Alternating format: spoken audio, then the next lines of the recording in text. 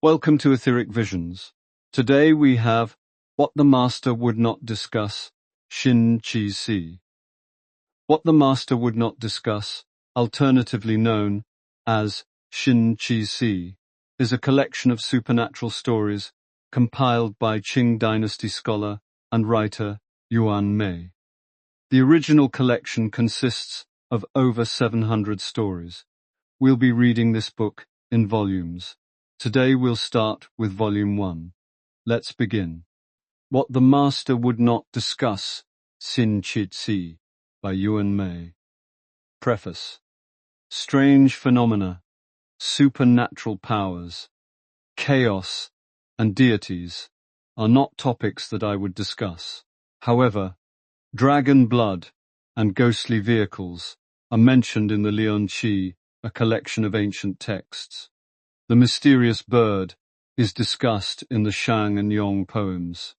Zhuo Quming personally studied under the sages, and he provided particularly detailed accounts of these four subjects. Why is that?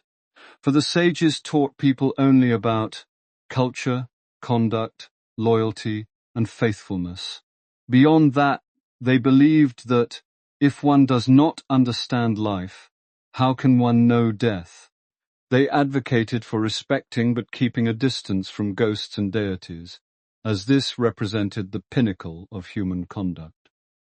The I Ching uses symbolic images that are profound and elusive. Poets recorded auspicious omens. Zhuo Quming, with his extensive knowledge, left us with these writings to explore the changes of heaven and earth. All these aspects coexist without contradiction. In my life, I have had few hobbies. I am unable to engage in activities such as drinking, playing music, or participating in festive gatherings. With no other means of entertainment beyond literature and history, I have collected various strange and fascinating stories, listening to them and recording them. It is not that I am confused. It is like those who indulge in rare delicacies, but lack a broad range of tastes, becoming limited in their enjoyment. Just as those who love music may become narrow-minded if they only listen to the finest compositions, so too can one be limited by their interests. By engaging in such pursuits, even if they seem trivial, I find some pleasure in them. In ancient times, Yan Lugong and Li Yinghuo devoted themselves to serving their country, yet they enjoyed discussing supernatural phenomena. Han Changli took it upon himself to promote the way, though he also liked to engage in unfounded discussions. Xu Qi rejected Buddhism and Taoism, yet he enjoyed collecting unusual tales. I cannot emulate the strengths of these four sages, but I have indeed borrowed some of their lesser-known aspects. When I completed this book, I initially named it What the Master Would Not Discuss. Later, upon noticing similarities with works from earlier authors, I renamed it Xin Qixie, a collection of tales about the supernatural, Volume 1. Li Tongpan. Li Tongpan from Guangxi was a man of great wealth, owning 7 concubines and a vast collection of treasures. At the age of 27, he fell ill and passed away. There was a loyal and cautious old servant who, grieving his master's early death, held rituals for him along with the concubines. Suddenly, a Taoist priest appeared, asking for alms. The old servant rebuked him, saying, "Our master has passed away. We have no means to give you anything." The Taoist laughed and said, "Do you hope for your master to be resurrected? I can perform a ritual to bring his soul back." The old servant was shocked and hurriedly told the concubines, who were all astonished. When they went out to greet the priest, he had already left. The old servant and the concubines regretted their rudeness towards the immortal, believing it was why he had departed. Not long after, the old servant encountered the Taoist again on the road. Overjoyed, he begged the priest to forgive them.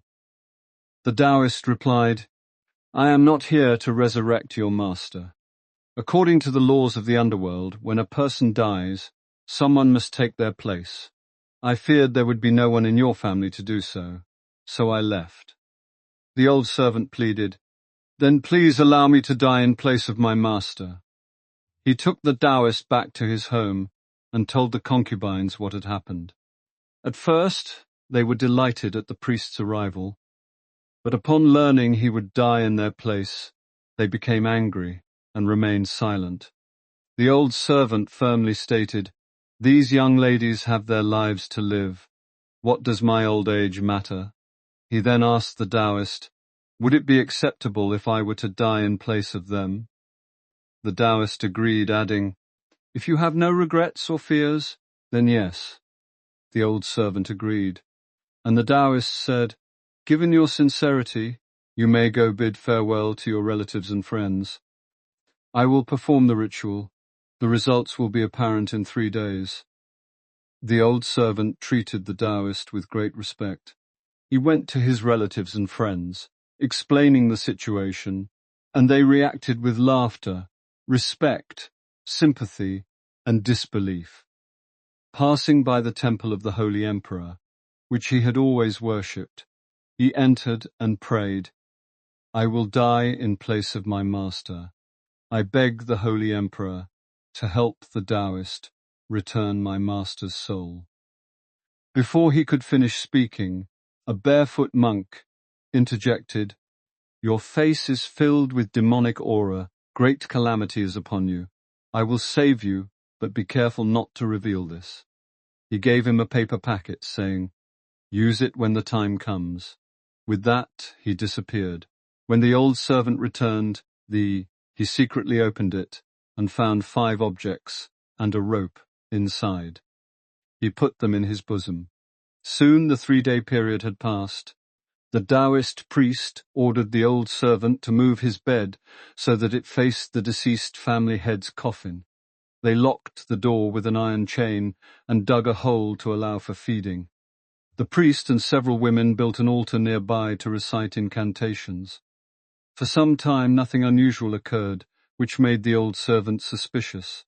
Just as he began to worry, he heard a noise beneath the bed, and 2 black figures leaped out from the ground.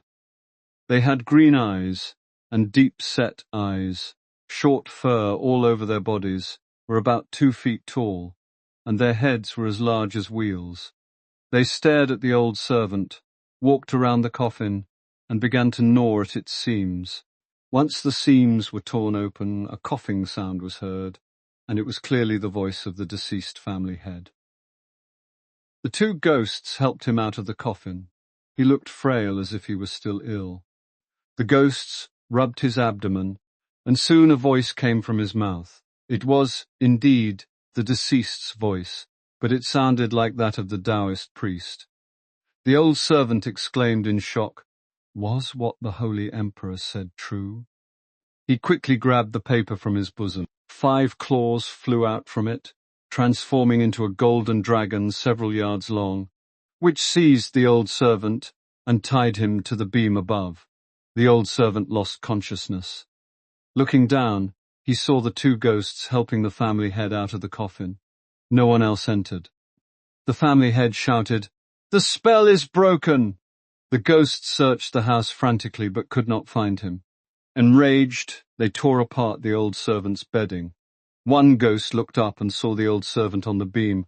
Overjoyed, they tried to catch him. But before they could reach him, a thunderclap sounded, and the old servant fell to the ground. The coffin closed again, and the ghosts vanished. The servants, hearing the thunder, went to open the door to check what had happened. The old servant recounted what he had seen, and they immediately turned to look for the Taoist priest. He had been struck by lightning and dead at the altar. On his body was written in sulphur, "This heretical Taoist practiced shape-shifting to covet wealth and lust. According to heavenly law, he must be executed." Qi, the scholar. Outside the north gate of Hangzhou, there was a house where ghosts were frequently seen, so no one dared to live there.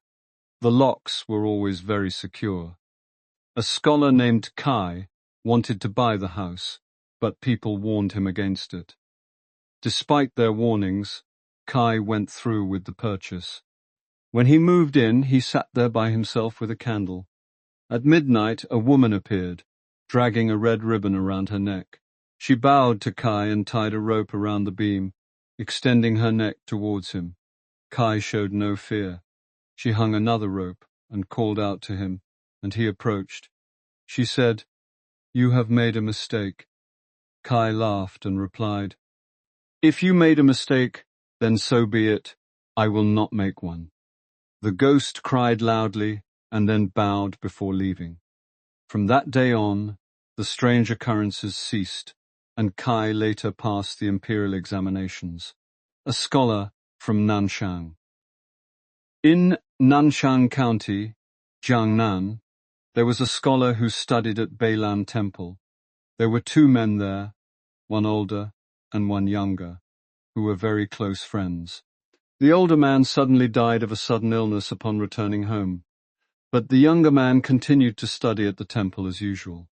Late at night, the older man appeared, climbed onto the bed, and patted the younger man's back, saying, "I have been gone for less than 10 days when I died of a sudden illness. Now I am a ghost. I cannot bear to part with my friend, so I have come to say goodbye." The younger man was terrified and unable to speak. The ghost comforted him, saying, "If I wanted to harm you, would I tell you? Do not be afraid. I have come here to entrust you with some matters after my death." The younger man calmed down and asked, "What matters?" The ghost said, "I have an elderly mother over 70 years old and a wife under 30. If you could provide them with enough rice to support them, that would be one favor.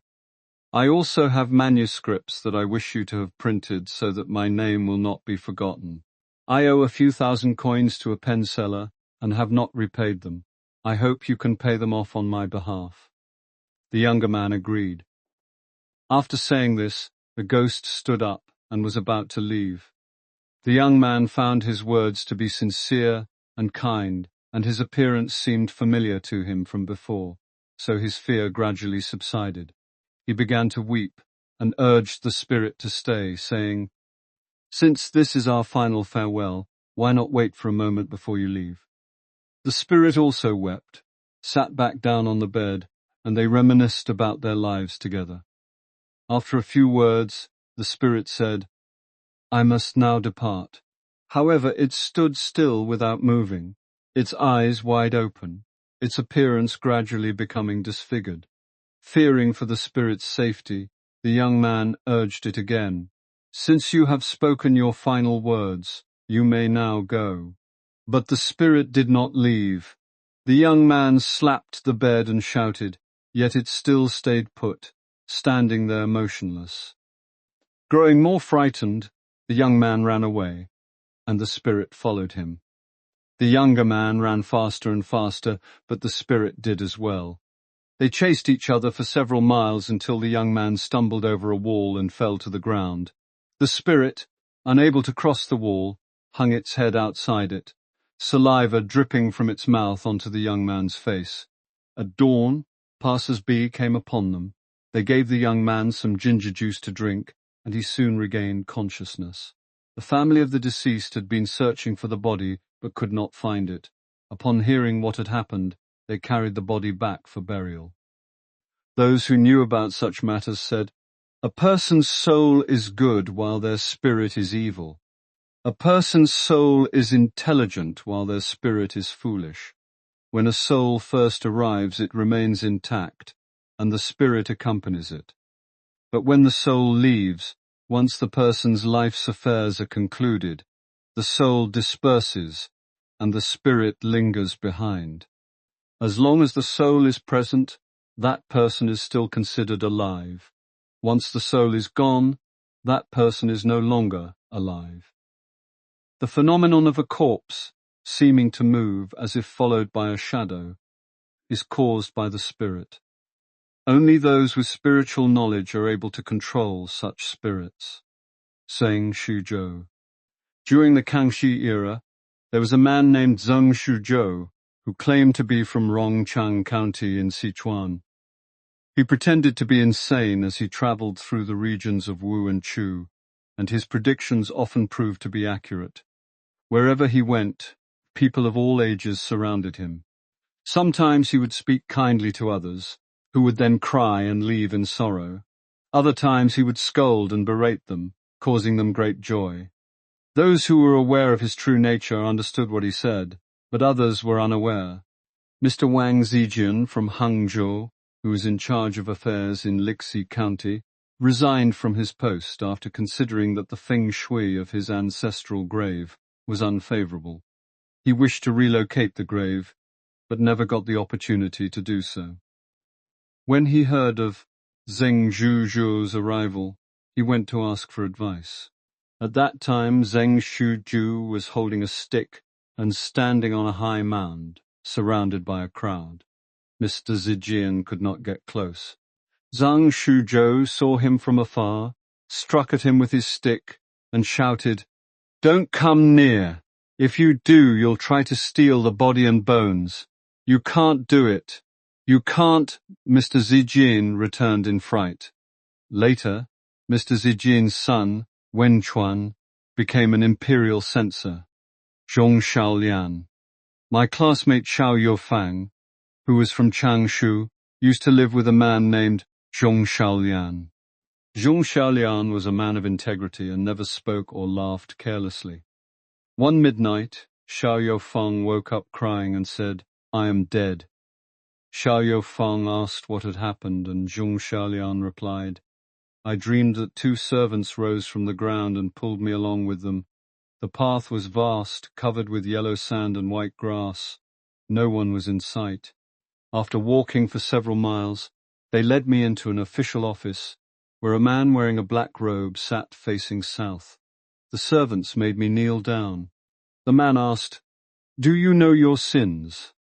I said, 'No.' He said, 'Think about it.' After a long time, I realized I was unfilial. My parents died 20 years ago, and I lacked the means to bury them properly, so my sin deserved death.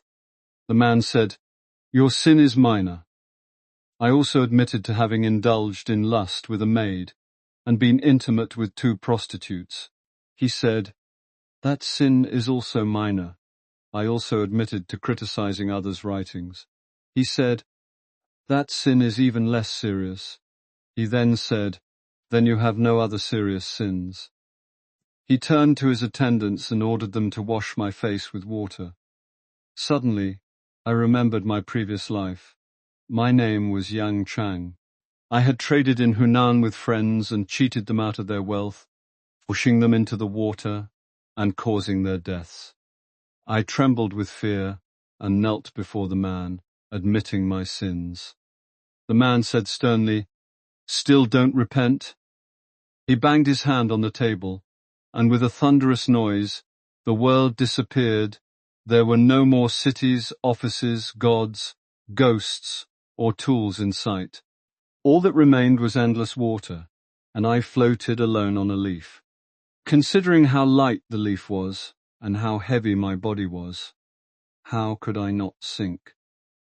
Looking back at himself, he had turned into maggots. His ears, eyes, mouth, and nose were as small as mustard seeds. Unconsciously, he burst into tears and then woke up. If this is indeed a dream, how could it last long? He then tried to comfort himself, saying, "My lord, there's no need to worry. Dreams are not to be taken too seriously." The man immediately ordered the preparation of a coffin and burial supplies. 3 days later, he died suddenly from vomiting blood. Nanshan Yuan Shi. Chen, a scholar from Haichang, prayed at the Su Mian temple. In his dream, Su Mian opened the main gate to invite him in, but Chen hesitated. Su Mian said, "One day you will be my disciple, so you should enter through the main gate as is proper." Before he could settle down, a servant announced, "The city god of Tangxi County wishes to see you." Then a deity with a tall hat appeared. Su Mian instructed Chen to greet him properly, saying, "He is an official. As your disciple, you should sit above him." Chen sat down, feeling anxious. He couldn't hear clearly what the city god said to Su Mian, but he did catch the phrase, "Death in Guangxi, center in Tangxi, Nanshan Yuanxi, live for 10,000 years." After the city god left, Su Mian sent Chen off. At the door, the city god asked, "Did you hear what I said to you?" Chen replied, "Only those 16 words." The deity said, "Remember them. One day they will come true." When Chen told others about his dream, no one understood its meaning. Chen came from a poor family. He had a cousin named Li who was appointed as an assistant magistrate in a certain prefecture in Guangxi. Chen refused to go with him, saying, "The deity in the dream said death in Guangxi. If we go together, it might bring bad luck." The assistant magistrate explained, the deity meant begin in Guangxi as in the beginning of a journey, not death. Thinking that meant he would only start his journey in Guangxi, Chen agreed to go. In the assistant magistrate's residence, there was a room that was kept very secret. No one dared to open it. Chen did so and found a garden with pavilions and ornamental rocks, so he moved his bed there. For over a month, nothing went wrong. On Mid-Autumn Day, while singing in the garden, he heard someone in the air clapping and laughing, saying, "The moonlight is like water soaking the pavilions, changing shines to soaks. Doesn't sound right." Chen was frightened and looked up to see an old man wearing a white rattan hat and a hemp robe, sitting on a wutong tree branch. Chen panicked and quickly retreated to his bed. The old man landed and said, "Don't be afraid. Are there any refined ghosts like me in this world?" Chen asked, "What kind of deity are you?" The old man replied, "Don't mention it. Let's discuss poetry instead." Chen saw that the old man's beard and eyebrows were simple and unadorned, which made him feel more at ease. They began to compose poetry together. The old man's handwriting resembled tadpoles. Chen couldn't recognize all of it. When Chen asked about it, the old man said that in his youth, that style of writing was popular, and he wanted to switch to regular script, but he was still not accustomed to it. This old man had lived in the time of Emperor Yao. From then on, he visited Chen every night, and their relationship became very close. Chen's servants often saw him pretending to drink with an empty cup. The assistant magistrate noticed that Chen seemed in a dazed state and reprimanded him, fearing that the prophecy of death in Guangxi might come true. Chen realized his mistake and decided to return home to avoid the old man. When they boarded a boat, the old man was already there, but no one else could see him. While passing through Jiangxi, the old man said, "Tomorrow we will enter Zhejiang. Our connection ends here. I must tell you, I've been practicing Taoism for 10,000 years, but haven't achieved enlightenment. I only carved a statue of the Xiannu goddess, using 3,000 pounds of sandalwood. I'm asking you for it now, otherwise I'll have to take your heart and lungs." Chen was terrified and asked what kind of Taoism the old man practiced. The old man explained that the words Jin, pound, and Che, cart, combined to form the character Zan, cut, which frightened Chen even more. They agreed to discuss it upon returning home. Upon arriving in Haichang, Chen shared his dream with his relatives and friends, who wondered if the Nanshan Yuanxi mentioned in the dream referred to this strange event. The next day, the old man appeared again. Chen asked if the old man could stay at his home near Nanshan. The old man's face turned pale, and he cursed. "That is not something you should speak of. There must be some villain who has taught you such things." Chen shared what the old man said with his friends. They suggested, "Then let's bring this strange man to the Sumeru temple." Following their advice, as they approached the temple, the old man's face turned pale again, and he tried to run away. Chen grabbed him and forced him to enter.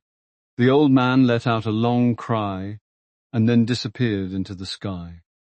From that day on, The strange phenomenon ceased.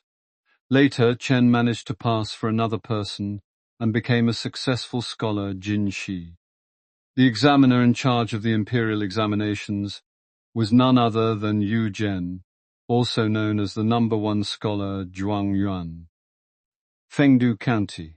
Fengdu County in Sichuan is traditionally considered a place where the living and the dead intersect. There was a well in the county, and every year people would burn paper money, silk, and other offerings, spending about 3,000 gold in total, which was called paying the taxes to the underworld. Those who were stingy in doing so would inevitably suffer from plagues. At the beginning of the dynasty, when County Magistrate Liu Gang took office, he prohibited this practice, which caused a great outcry among the people. However, he remained firm in his decision. They said, "Only someone who can communicate with the spirits can forbid such a thing." The magistrate replied, "Where are the spirits? The well is their dwelling. No one dares to go there." Undeterred, the magistrate ordered a long rope to be prepared and threw himself down into the well. His assistants tried to stop him, but he refused. One of his advisers, a brave man named Li Zong, wished to accompany him. The magistrate refused him as well, but Li Zong was tied up and thrown down after all. After descending about 15 feet, the darkness inside the well gave way to light, and he saw a world similar to the human one, with cities, palaces, and people. The people there were tiny and did not cast shadows. They walked through the air, claiming not to be aware of the existence of the ground above. When they saw the county magistrate, they bowed and asked, "You are a mortal official. What brings you here?" The magistrate explained, "I have come to plead with the underworld spirits to exempt the people from these taxes." The spirits praised him for his kindness and said that this matter needed to be discussed with Lord Bao Bao Zhengyu. "Where is Lord Bao?" the magistrate asked. "He is up there in the hall," they replied.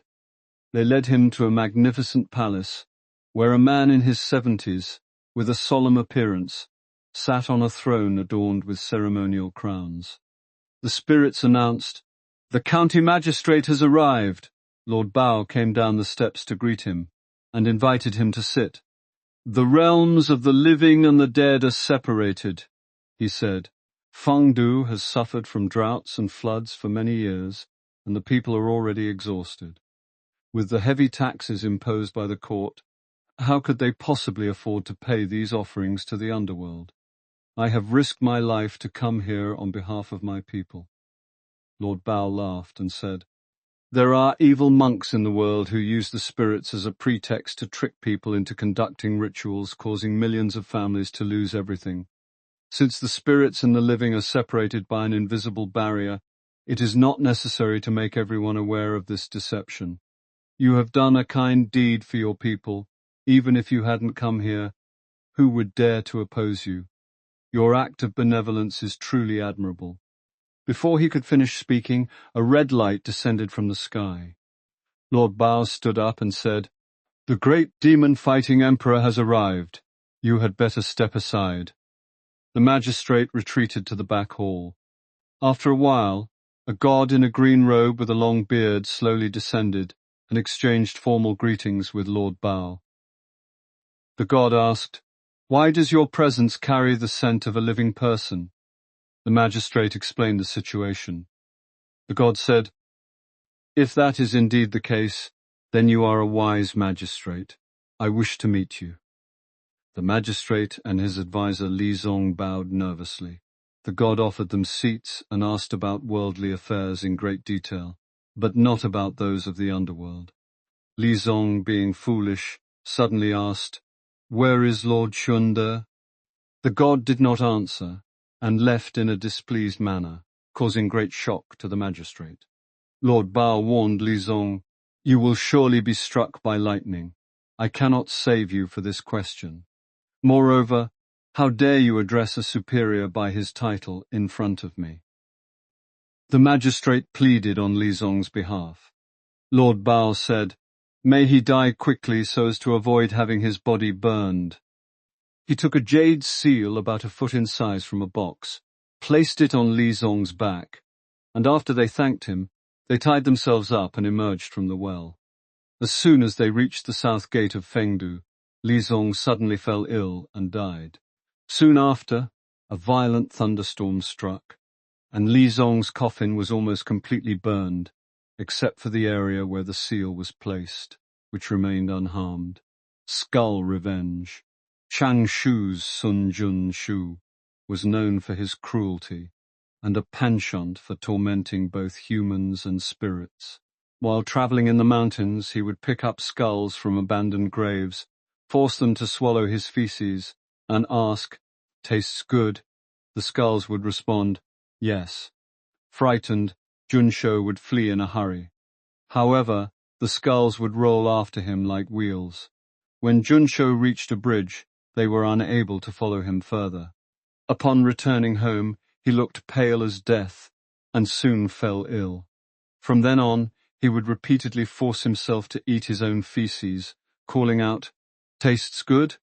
3 days later, he died. The skeleton's breath. In Hongzhou, there lived Min Maojie, a man who loved playing chess. His teacher, also surnamed Sun, often played with him. In the 6th month of the 5th year of the Yongzheng era, during a scorching heat, Min invited 5 friends to play chess together. After finishing a game, Min said, "I'm tired. I'll take a short nap in the east room before we continue our match." Soon after, they heard screams coming from that room. Upon checking, they found Sun lying on the ground, saliva covering his chin. After giving him some ginger juice to revive him, they asked what had happened. Sun explained that he had felt a cold spot on his back the size of a walnut, which gradually grew until it covered half of his bed and penetrated his bones. He heard a rustling sound beneath the bed. Upon looking down, he saw a skull blowing at him through the sheets. Terrified, he collapsed to the ground, and the skull then struck him with its head. Hearing people approaching, the skull fled. Min's family, fearing disaster, refused to dig up the skeleton and decided to seal off the east room. General Zhao and the strange face with skin. After suppressing the rebellious warlords, General Zhao Liangdong passed through Chengdu in Sichuan. The local governor offered him lodging in a civilian's house, but Zhao preferred to stay at the city's Western Inspection Office. The governor warned that the room had been locked for over 100 years and was said to be haunted, advising against using it. Zhao laughed, claiming that he had killed countless enemies and that even demons should fear him. He ordered his servants to clean the room and settled in the main chamber, resting on the long spear he used in battle. At midnight, a tall figure in white with a large belly blocked the bed, emitting a cold blue light from its candle. Zhao shouted at it, and the figure stepped back, revealing a face that resembled a traditional Chinese deity painted on a scroll. Zhao struck with his spear, but the creature dodged and disappeared into a narrow passage. When Zhao returned to his room, he sensed a tail following him. Enraged, he cursed and called for his servants. The creature retreated into an empty room, where a commotion sounded as if other similar beings were fighting. It stood in the central hall, and Zhao, still angry, stabbed it with his spear, hitting its abdomen. A loud noise followed, and the creature vanished, leaving only 2 golden eyes on the wall that glared at him. The servants attacked with swords, turning the room into a sea of sparks that gradually faded as dawn broke. The next day, Zhao recounted his experience to the local officials, who were stunned but remained puzzled about what had happened. The fox immortal who encourages ascension. Zhao's son, Governor Shang Min, was reading in a west tower at night when a creature with a fox-like appearance entered through a crack in the window. Its body gradually became rounder as it moved inside. Wearing a red turban and red shoes, it bowed and said, "I am the fox immortal. I have lived here for 100 years with everyone's permission. Your arrival to read disturbed me, so I came to ask for your forgiveness. The gentleman insisted on studying here, so it was only appropriate for me to make way. I beg for a 3-day extension. If you, sir, feel compassion and allow me to rest here for a while, then please lock the door as usual." Lord Zhao was greatly startled and laughed, saying, "You cunning fox! How could there be a scholar among you?" I replied, "Every year the Lady of Mount Tai tests all the foxes. Those who excel in literature and reasoning are deemed scholars, while the less capable are called wild foxes. Scholars are allowed to pursue immortality, but wild foxes are not permitted to do so." I then advised Lord Zhao, "You noblemen, it's a pity that you do not pursue immortality yourselves. For us, it is especially difficult. First, one must learn to take on human form, then human speech. To learn human speech, one must first master the languages of all birds from the 4 seas and 9 provinces. Only after achieving this mastery can one produce human sounds and take on human form, a process that takes 500 years.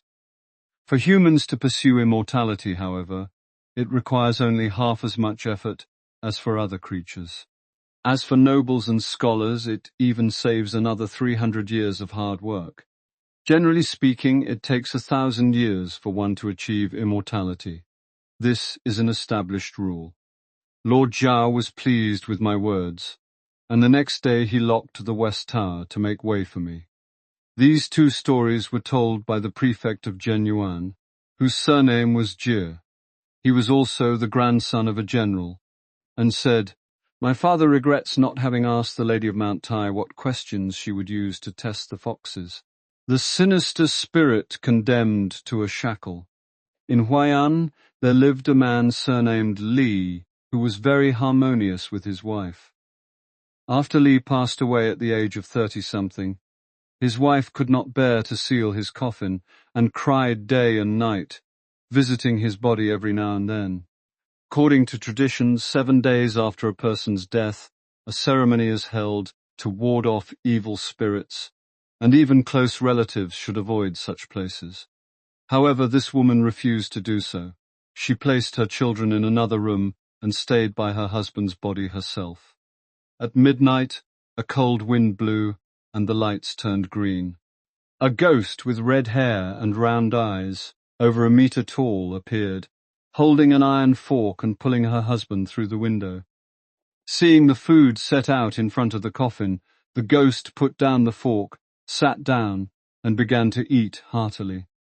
With each swallow there was a rumbling sound from its belly. Her husband, touching the old desk, let out a long sigh and approached the bed to lift the curtain. His wife embraced him, but he turned into a cold cloud and was then wrapped in a blanket. The red-haired ghost tried to snatch him away, but the woman shouted, and her children arrived. The ghost stumbled away. The woman and her children placed the soul back in the coffin, and the body gradually showed signs of life. They fed it rice juice, and by dawn he came back to life. The iron fork the ghost had been holding was actually a paper fork commonly used in such rituals. The couple lived together for another 20-odd years. When the woman was in her 60s while praying at the city god's temple, she vaguely saw 2 men carrying a shackle. The one wearing the shackle was none other than the red-haired ghost. It cursed her, saying, "Because of your greed, I was trapped in this shackle for 20 years. Now that we meet again, do you think I will let you go?" Upon returning home, the woman soon passed away. Zhang Shigui, a military officer from Anzhou, found the government office he was assigned to too cramped, and bought a house to the east of the city. It was said that there were strange occurrences in that house. Being stubborn by nature, Zhang insisted on moving there. Once they moved in, they heard drumming noises in the main hall every night, which frightened the household. Zhang prepared arrows and stayed there with a lantern. In the dead of night, a head appeared on the beam and laughed at him. Zhang shot at it, and the head fell to the ground. It was short, black, and fat, with a belly as large as a 5-stone gourd. An arrow penetrated its navel by about a foot. The ghost rubbed its belly and laughed, saying, "What a good shot!" Zhang shot again, and the ghost continued to laugh as before. Zhang shouted, and his family rushed in. The ghost climbed up the beam and fled, cursing, "I will destroy your family." The next morning, Zhang's wife died suddenly. That evening, his son also passed away. After burying them, Zhang was filled with grief and regret. More than a month later, they heard groaning noises coming from the wall. Upon checking, they found his wife and son inside. They gave them ginger juice to drink, and they seemed to be back to their former selves. When questioned, they said, "We never really died. We just felt as if we were in a dream, and then two dark hands threw us here." Upon opening the coffin, there was nothing inside. Zhang realized that even evil ghosts, though vengeful, could only play tricks on people and could not truly kill them. Du Gongbu. A man from Sichuan named Du, who passed the Imperial examinations in the Dingzi year of the Qianlong era, served as a senior official in the Ministry of Works. In his 50s, he married a woman from Shangyang. On their wedding night, all those present gathered together. After the formal ceremonies in the Ministry of Works were completed, and they were about to proceed to their bridal chamber, they noticed a small boy, about 3 to 4 inches tall, sitting on the candle holder, blowing on the flames in an attempt to extinguish them. When Du shouted at him, the boy disappeared immediately, and both candles went out. The guests were shocked, and Du turned pale, sweating profusely. His concubines helped him onto the bed, but he began to point around the room, saying, "There are human heads everywhere." His sweating intensified, and he gradually lost his ability to speak. He died that very night. When the lady from Shangyang emerged from her carriage, she was greeted by a woman with disheveled hair who asked, "Do you wish to have a seal made for you?" Finding her words strange, she ignored her. It was only after Du's death that she realized this strange woman was the one who had been teasing her. After Du's death, his spirit haunted the lady. Whenever she ate, he would choke her throat and wail, "I can't let you go." One day, Johann Lin, a renowned scholar of the same year, sternly reprimanded him. "Mr. Du, why are you so resentful? What does your death have to do with the lady? Why do you still seek her life?" The ghost burst into loud tears, and from then on, the lady's illness began to improve. Uqiu becomes a ghost ball. Hu Qiu, a servant in the service of a high-ranking official, was in his 30s when he began working for him. One night, while staying in the Yude Hall, Hu saw two men carrying something down the stairs. Under the bright moonlight, they appeared to be dressed in black. Frightened, he ran away. Then he saw a god in a red robe and black silk, over 1 meter in height, kicking him with his boot. Another god, resembling the first in appearance and attire, also kicked him, causing him to roll to the other end of the hall. The pain was unbearable. It wasn't until dawn that the two gods left, leaving Hu collapsed on the ground. The next morning, his body was covered in bruises. It took several months for him to recover from his injuries. The third prince of the river, Gu Sandan, a scholar from Suzhou, had a fondness for soft-shelled turtles. Fishermen who caught them would always sell them to his family. One night, Gu's mother-in-law, Lady Li, dreamed of a man in golden armor, begging her, "I am the third prince of the river. You and your son captured me, but I was spared. I will not forget to repay you." The next morning, Gu sent someone to rescue him, only to find that the fisherman had already released him.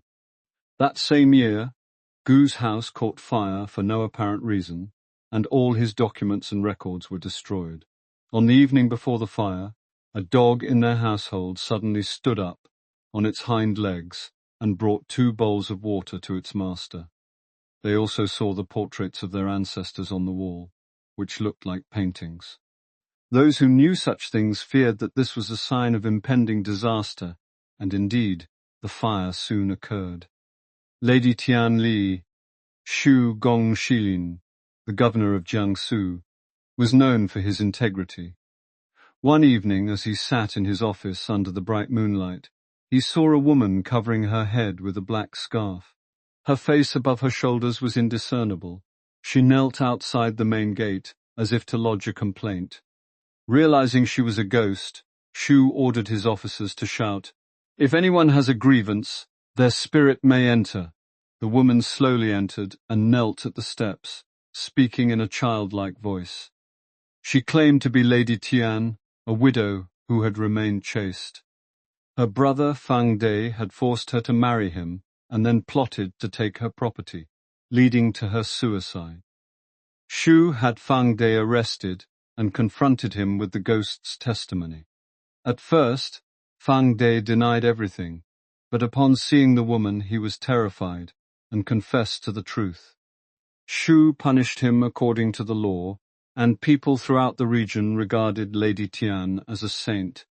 Shu wrote a monument to honor her. Later, when Zhao Guolin, the Grand Minister of State, visited Shu, he criticized him for making a fuss over such a matter and suggested that there was no need to invoke ghosts to create a story of wonder. Shu felt deeply ashamed, but the incident was indeed true and could not be concealed. Before Shu's time, a fellow traveler on his journey to the capital suddenly complained of back pain, knelt down and begged for mercy, claiming to be a bandit who intended to steal Shu's wealth. Suddenly, a god in golden armor struck him, knocking him to the ground. After that incident, Shu was never again considered an ordinary person, a woman haunted by a ghost. In Shuchang County, Luzhou Prefecture, there lived a woman surnamed Chen. Suddenly she was possessed by a female ghost who would strangle her or tie her neck. No one else could see the ghost, and the woman suffered greatly. Whenever she reached inside her collar, she would find hemp ropes. Her husband gave her a bunch of peach branches, saying, "Use these to strike at the ghost." The ghost became even angrier as a result. With no other options, the man went to the city to find a Taoist priest named Ye, offered him 20 gold coins, and invited him to their home to perform rituals. They set up a bagua formation around the area, placing a small bottle in the center.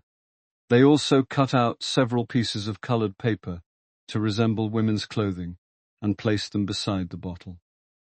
The Taoist priest chanted incantations. After a while, the woman exclaimed, "The ghost is coming! It's holding pork!" Her husband struck at the ghost with the peach branches, and indeed several pieces of meat fell from the air. The priest told the woman, "If it agrees to wear the paper clothes, we can easily capture it." Soon after, the ghost indeed took on the clothes. The woman shouted, "You're not allowed to steal my clothes!" The ghost laughed and said, "Such splendid garments surely belong to me." It then fully donned the clothes, which turned into a net that wrapped around it tightly, preventing it from escaping the formation. The priest wrote talismans and threw a cup of sacred water at the ghost, but the cup remained unbroken. He struck the ghost in the east when it was there, and in the west when it moved there. When the cup shattered, so too did the ghost's head. The priest then captured the ghost, placed it in the bottle, sealed it with colored paper talismans, and buried it beneath a peach tree.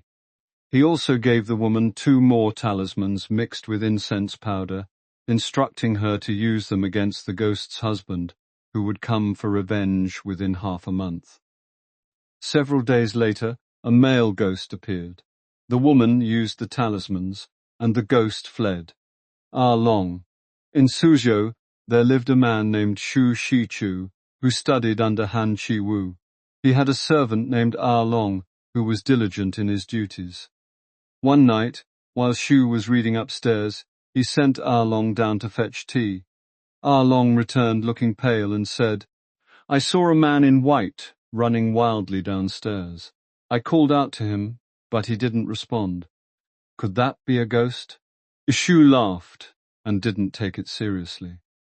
The next night, Ah Long dared not go downstairs again, so Shu sent another man named Liu to do his task. At midnight, Liu went down to fetch tea and stumbled, falling to the ground. Upon inspection, Ah Long was found dead at the foot of the stairs. Liu shouted for help, and Shu, along with Han Chiwu and other guests, examined the body. There were marks on Ah Long's neck resembling large willow leaves. His ears, eyes, nose, and mouth were filled with yellow mud, and he was still breathing faintly. After giving him ginger juice, he came back to life and said, "When I descended the stairs, a man in white stood in front of me, about 40 years old, with a short beard and a dark face. He opened his mouth and stuck out his tongue, which was over a foot long. I tried to shout, but he grabbed my throat. There was also an old man with white beard and a tall hat who advised me, 'Don't bully him. He's still young.'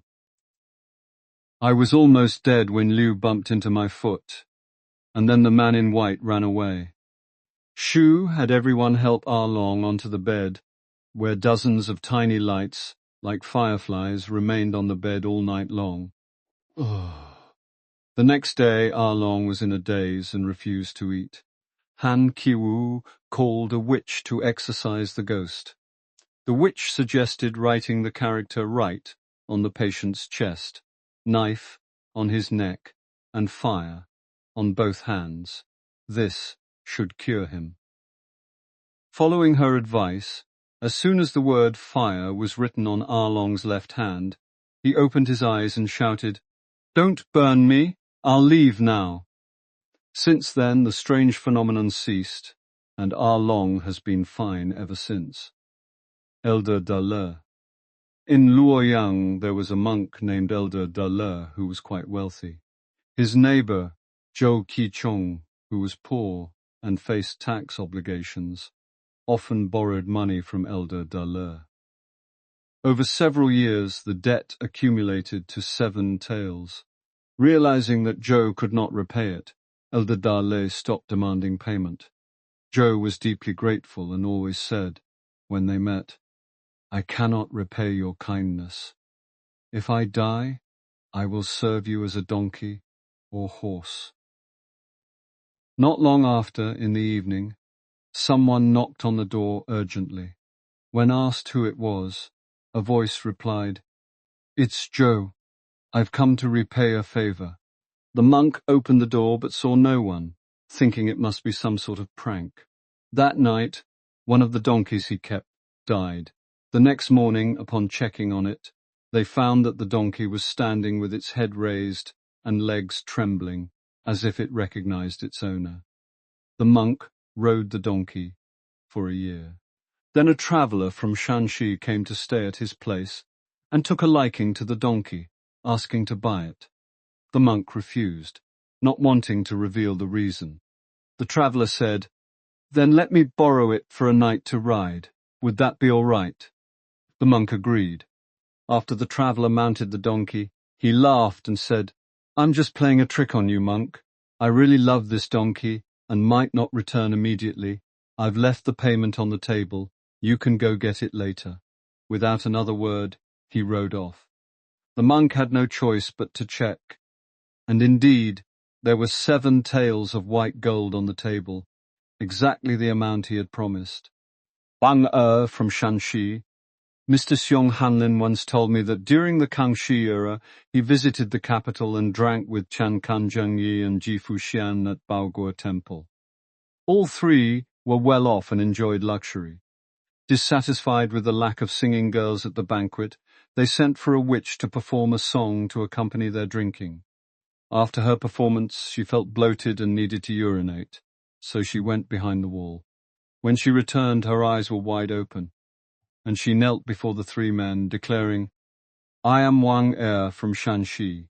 On such and such date, I was murdered by Zhao San from a tavern and buried beneath this temple wall. I beg you 3 officials to seek justice for me." The men were shocked and dared not say a word. Mr. Xiong explained, "This is a matter for the local authorities. We cannot intervene." The witch said, "The current magistrate, Mr. Yu, knows Mr. Xiong. Please ask him to dig up the body for verification." Mr. Xiong replied, "This is a serious matter. Such claims lack credibility. How can that be done?" The witch added, "In theory I should confess myself, but my body is decayed, so I need a living person to do it for me. Please help me." After saying this, she collapsed to the ground. After a while she woke up with no memory of what had happened. The three men discussed how they could not possibly plead for a ghost, and that their claim would not be believed. They decided to invite Mr. Yu, the magistrate, to drink with them the next day, and then confront the witch, hoping to clear the name of the deceased. The next day they invited Mr. Yu to the temple and explained the situation. When the witch was summoned, she was terrified and refused to come. The magistrate had her brought before them, and her story matched what she had told before. He then informed the city inspector, who ordered the body to be dug up. A white skeleton was found with injuries around the neck. The locals said that the site had previously been used as a lodging for Zhao San from Jinan, Shandong, who had fled back there after committing a crime. A formal report was sent to Jinan, and upon its arrival, Zhao San confessed to his crime. Great fortune unfulfilled. A man surnamed Luo, from Suzhou, in his 20s, dreamed one New Year's Day that his deceased ancestor told him, "You will die on a certain day in October. There is no way to avoid it. You must prepare for your funeral immediately." Upon waking, he shared this dream with his family, who were frightened. When the predicted date arrived, Luo appeared unharmed, and by evening everything seemed normal. His family dismissed the dream as meaningless. However, after midnight, Luo went to urinate behind the wall and did not return. When his family checked, they found him naked and dead about 10 steps away from the wall. His heart and chest were still warm, so they did not dare to bury him immediately. That night, Luo spoke to his family, saying, "This is the result of my past sins. My adulterous wife, Xiao Chun, was pregnant but denied it, leading to her torture and death. She complained to the Underworld officials, who then came to arrest me. As I approached the wall, she stripped me of my clothes, just as I had done to her in my previous life. I lost consciousness and was taken to the Underworld court. Just as they were about to interrogate me, she was also arrested for another crime and detained by the local deity. The Underworld officials did not wish to keep me imprisoned for long, so they sent me back to the living world. I fear I am doomed." Luo's father asked, "Did you also inquire about matters of this life?" He said, "I am well aware that death is inevitable, and I fear that my elderly father will have no one to care for him. Therefore, I asked the servant in charge of me, what will happen to my father in the future?" The servant laughed and said, "Considering your filial piety, your father has yet to enjoy great blessings." Upon hearing this, all the family members were overjoyed for the old man, and he himself felt a sense of pride. However, in less than a month, the old man passed away from distension. His abdomen was as large as a gourd. Only then did they realize that the so-called great blessings referred to his enlarged belly. His son also died 3 years later. At the Guanyin Hall, my colleague Zhao Gong, whose given name was Tianjue, recounted that when he was the magistrate of Zhorong, he went to the countryside to inspect corpses at dusk. He stayed overnight in an ancient temple. That night, he dreamed of an old woman with a face covered in dust and hair falling from her left temple. She stood there and begged him, "Wan Lan is choking me. As an official, you must save me quickly." Zhao awoke in shock, and although it was dim in front of the lamp, he still seemed to see something. He hurriedly tried to chase after her, but found nothing. The next morning, while strolling about, he saw a Guanyin hall beside the temple, with a statue of an old woman that closely resembled the one in his dream. The alley in front of the hall was very narrow and served as a passage for the local residents.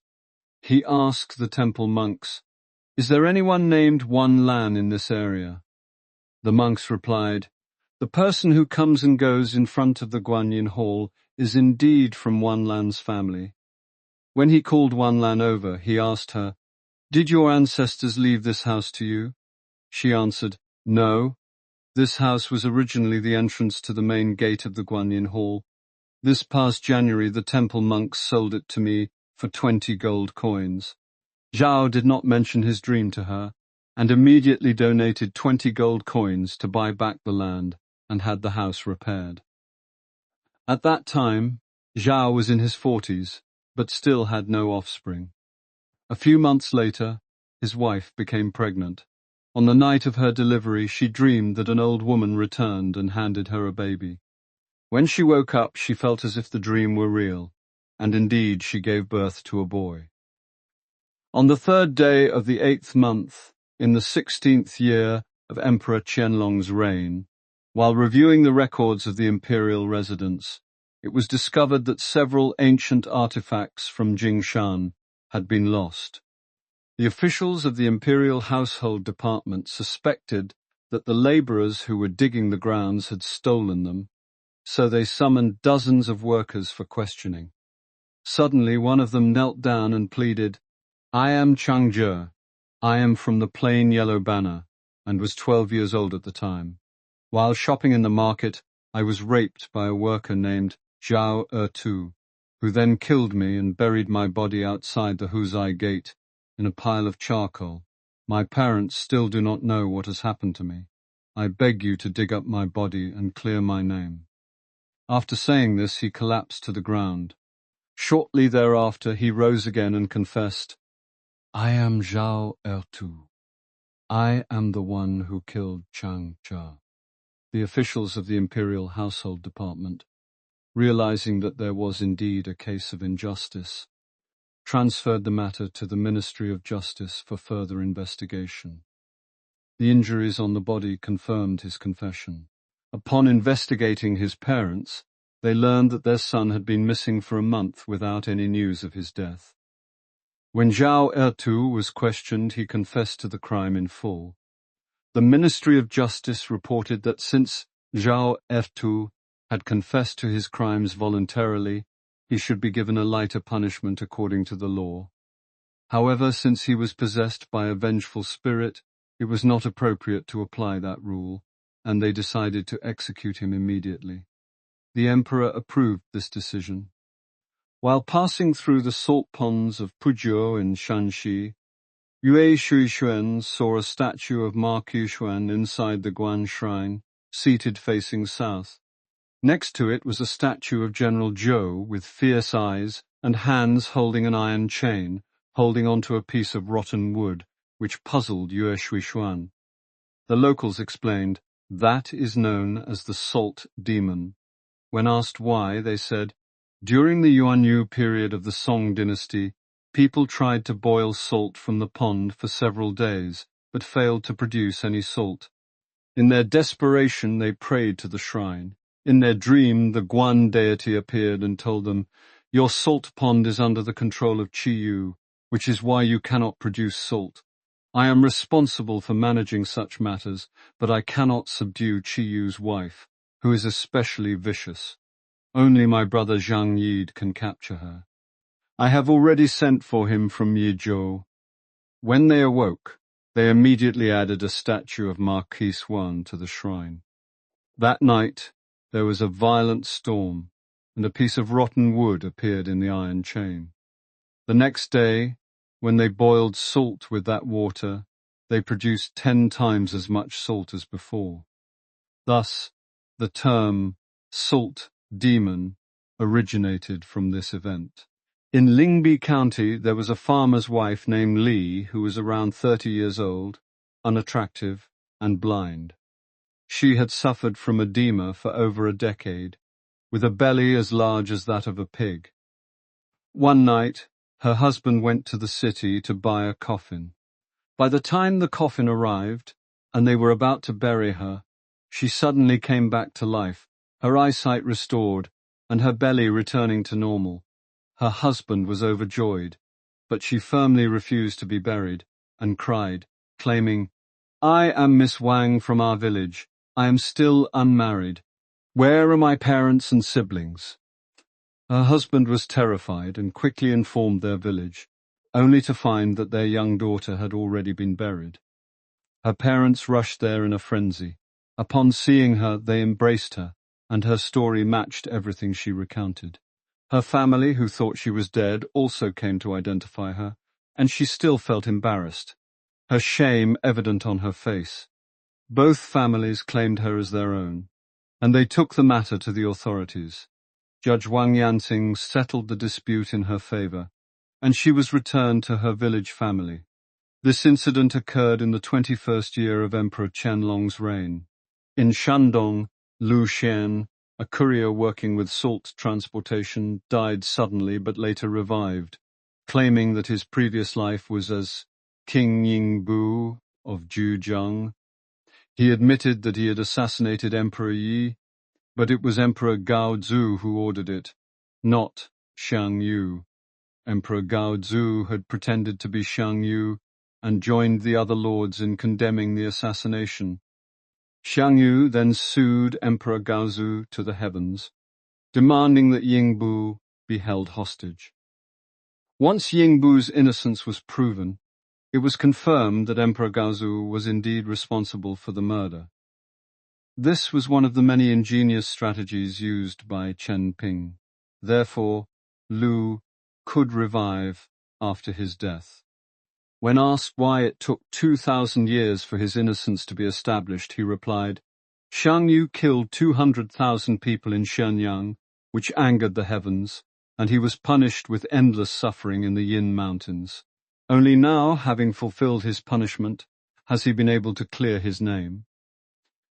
According to Wang Yuanting's Qibiaotan, the story of Zhang Xun's concubines seeking justice was not heard for a full 1,000 years.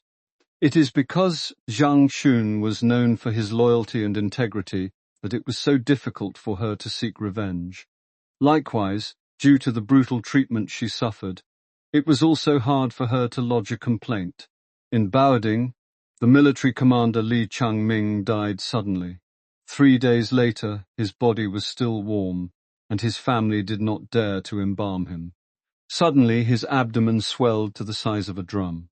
After he took a bath, he revived and grabbed the hands of those who were about to bury him, saying, "When I was dying, I suffered immensely. From my toes to my shoulders, my life force was escaping and could not be contained. After death, I felt my body was lighter and more comfortable than when I was alive. Wherever I went, the sky was a deep yellow, with no sunlight, and there was only drifting sand. I did not touch the ground, and I could not see any houses or people. My soul wandered with the wind, moving in all directions. After a long time, the sky began to lighten, and the sand lessened. Looking towards the northeast corner, I saw a long river with 3 shepherds herding sheep that were white and as large as horses. I asked them, 'Where is my home?' But the shepherds did not answer. After walking for about 10 miles, I saw distant palaces with yellow glazed tiles, resembling the residences of emperors. Approaching, I saw 2 men in boots, hats and robes, standing below the palace, resembling the legendary strongmen and guards from stories. In front of the palace was a golden plaque with the words, "Di Qiong Gong Place of Desolation." I gazed at it for a while when the 2 men became angry and chased me away, saying, "What business do you have here?" Being stubborn, I refused to leave, and argued with them. A voice from inside the palace called out, "What noise is that outside?" The 2 men came back and said, "Do not go. Wait for the Imperial decree." They then surrounded me. As night fell and a cold wind arose, frost flakes fell like tiles. I shivered from the cold and even the two men guarding me trembled and wept, complaining, "If it weren't for you causing this disturbance, why would we have to suffer such a cold night?" As dawn approached, the bells inside the palace rang, and the wind and frost disappeared. Another man came out and said, "The person you left behind yesterday should be sent back to his original place." The two men then led me away. Passing by the same spot again, I saw the shepherd still there. The men handed me over to them, saying, "By imperial order, we are to send you back to your home. I will be leaving now." The shepherds beat me with their fists. Frightened, I fell into the river, drank water, and my abdomen swelled. After taking a bath, I revived. After telling this story, he washed his hands and face and continued to eat and drink as usual. However, more than 10 days later, he died. Previously, a man surnamed Zhang, who lived near Li Changming, was awakened in the middle of the night by cries. Startled, he saw 4 men in black, each over 10 feet tall, who told him to lead them to Commander Li's house.